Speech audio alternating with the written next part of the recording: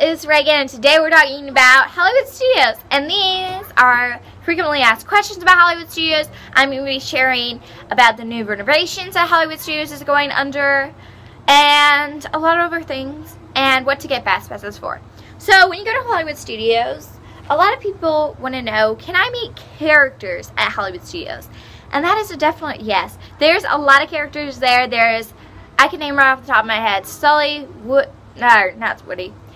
Sully, Mike, Lightning McQueen, Mater, Phineas and Ferb, Sophia, Jake, Doc McStuffins, Mickey. There's a lot of characters there. There's also character dance parties where you'll see other characters mixed in, and yeah, so you can definitely meet characters there. What rides are closed now? So sadly, American Idol Experience, that got closed. Backlot Tour, that's closed, which was so cool. I love that ride, and that was the only way you could see the Mickey Mouse water tower, which used to be a really symbol of the park, but you can't see it anymore. Also, there's gonna be a lot of things closing because Hollywood Studios is going under a renovation, so they're gonna be adding Toy Story Land and Star Wars Land, and it's really cool because they're going to have the Claw ride where they pick up like green aliens in Toy Story. They're going to have that ride. There's going to also be a Slinky Dog family roller coaster, and that's super fun. And in Star Wars, there's going to be a Millennium Falcon ride. That's the thing I'm most excited for. And you're going to be able to have like a first order experience. And it'll all be kind of located by Star Tours, and it'll be like their own Star Wars land. So it's going to be so cool, and I think that's going to be awesome. And I'm happy that they're adding more things to Hollywood Studios because it only has a couple rides, and Toy Story Mania is always packed when you go there because this is the only ride kids can ride. So it will probably lessen the crowds. And speaking of crowds, the next thing is, how are the crowds? Okay, so Hollywood Studios right now is kind of small. It's the smallest park, so the crowds always seem larger, and because, like I said, Toy Story Mania is always packed, so you always feel more crowded there. Also, it just seems more crowded, and also, especially when the shows get out, there's just like a huge crowds because Little Mermaid is right across from the Disney Junior show, which is really cool, and so it feels like it gets more crowded, but it's cool. I like it, but it just feels more crowded than any other ones. Okay, is there an end of the day show? Yeah, it is. There's an end of the day show, and it's my favorite show in all of Disney World, and it is Fantasmic. And I would be doing a little Mickey dance right now, but I don't want to embarrass myself. But anyway, so Fantasmic is my favorite because it's Mickey Mouse, and he uses imagination to defeat all of the evil villains and all like the Disney movies.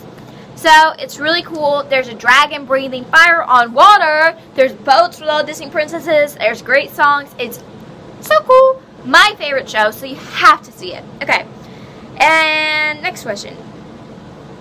What are the best days to go? Okay, so Monday, Sunday, and Wednesday are the best days to go to Hollywood Studios. Fridays are like the worst days to go to Hollywood Studios. Usually crowds are packed. I wouldn't necessarily go during the weekend because the crowds are bad except for Sunday. So just keep that in mind because there's not as many rides, so there's going to be longer lines. So, yeah. Can I visit in less than a day? Oh, sure you can. It is the smallest park, but I do recommend having, like, I don't think you can do it in, like, one morning. That would be really hard. But if you get really good fast passes, I think that will work, but it'd be hard to do it in like a morning. But you can still do a lot of stuff in less than a day because Hollywood Studios is small, so it's not that hard. Okay, how many times are you dropped in the Tower of Terror? Okay, so this is depending. Most of the time, it is 2 times. You're dropped 2 times at the Tower of Terror. Sometimes you're dropped 3. But I just want to let you know that there's like a little show. You feel like you're about to get dropped because you go like into this little thing before you get to the towers. And it's like a little show, and they show you the ghost and things. So don't be scared, like right before that. It's like stars. Yeah. don't be scared about that because you're not about to get dropped. You have to go through a little thing. And then once you go through that little thing, yeah, you're going to get dropped. But Tower Terror is still super fun. So even if you're scared of it, you should definitely ride on it because Disney is the safest place. So I recommend riding all of the rides. Okay, so how bad / scary is the Rock and Roller Coaster? Okay, basically the scariest thing the Rock and Roller Coaster to me is that you go to 0 to 60 in the first, in like 3 seconds. So that's the very beginning though. It's super fun. There's like twists, but there's like not any really drops. It's all dark, so you can't really see stuff, which is kind of cool. There's just like neon lights. And also Aerosmith is playing while you're on the roller coaster, so it's super fun. But just have your head back and like hold on before when you go to 0 to 60, because otherwise you're gonna get whiplash because you're gonna go what? Yeah, it's not gonna be fun. So I recommend that, but it's so fun. Rock and Roller Coaster is awesome. Everyone loves it. Even my grandparents love it, so I would definitely ride it. Okay, how long is Fantasmic? So back to Fantasmic. Fantasmic is 25 minutes long, and it's so fun. Normally you wait. I would get there early to Fantasmic, like a half an hour early before it starts though, so you can get a good seat. Okay, and it doesn't matter where you're really sitting in Fantasmic because you'll be able to see all around. But I would just get there early just to make sure you get in. Okay, is Star Tours the same every time you ride it? No, it's not. There's a ton of different combinations, but there's always going to be like a Rebel Spy, and that's a random person from the ride. So I've never been in the Rebel Spy, which is kind of sad, but it's so cool because they'll just take a picture of you and they'll be like, who is this Rebel Spy? And Darth Vader will try to get you, and yeah. So there's like Darth Vader. You have like Yoda, Princess Leia, or Luke talking to you. There's a lot of different options, and plus you go to a lot of different planets. You can go to like Tatooine, a lot of stuff.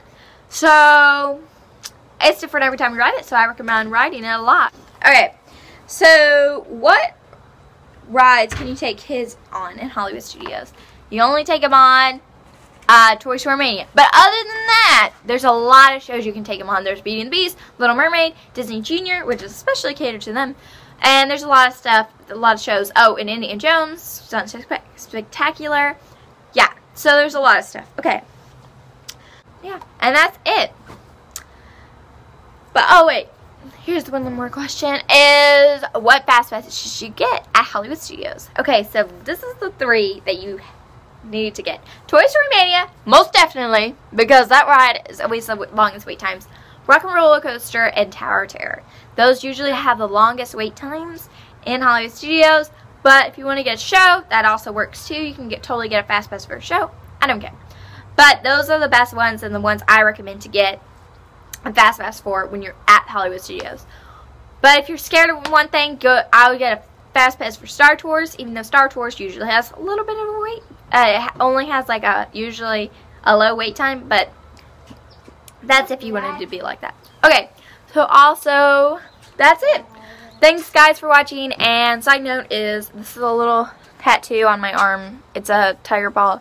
So if that's what you're wondering, why I have orange and blue on my arm. So anyway, thanks guys for watching, and please subscribe, and see you next week.